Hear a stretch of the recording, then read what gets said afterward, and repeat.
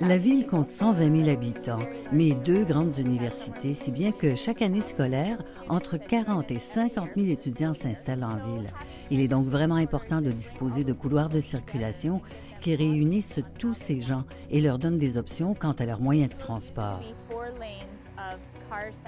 Cette route avait 4 voies de circulation principalement empruntées par des voitures.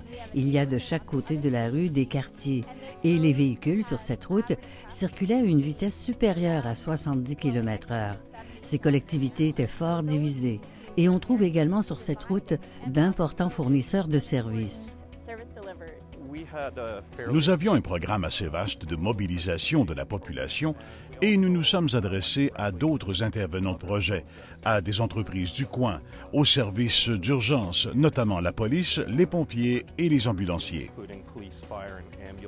Tout au long du processus, nous avons tenu de nombreuses consultations, non seulement auprès de la population, mais aussi d'autres services municipaux. Un concept est ressorti de ces consultations, le régime routier, c'est-à-dire ramener à 2 le nombre de voies, puis ajouter des voies cyclables dans la rue et des îlots sur le terre-plein central. Nous avons divisé le terre-plein principal en sections.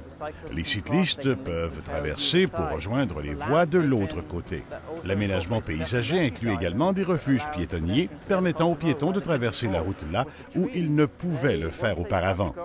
Une fois que les arbres grandiront, ils auront pour effet psychologique de modérer la circulation. Nous avons renforcé la sécurité des piétons pour qu'ils aient accès à de nouveaux arrêts d'autobus et abribus. Et si le camion de pompiers doit descendre cette section étroite pour dépasser une voiture, il peut monter sur la partie en béton armé et le poids du camion ne détruira pas le terre-plein central.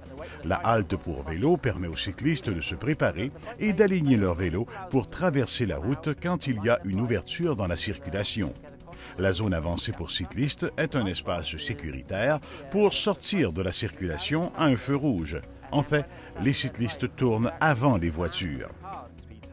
La vitesse a été réduite. C'est beaucoup plus attrayant pour les cyclistes, les piétons et d'autres usagers qui ont accès aux services collectifs le long du couloir. La route comportait 4 voies et rien au milieu.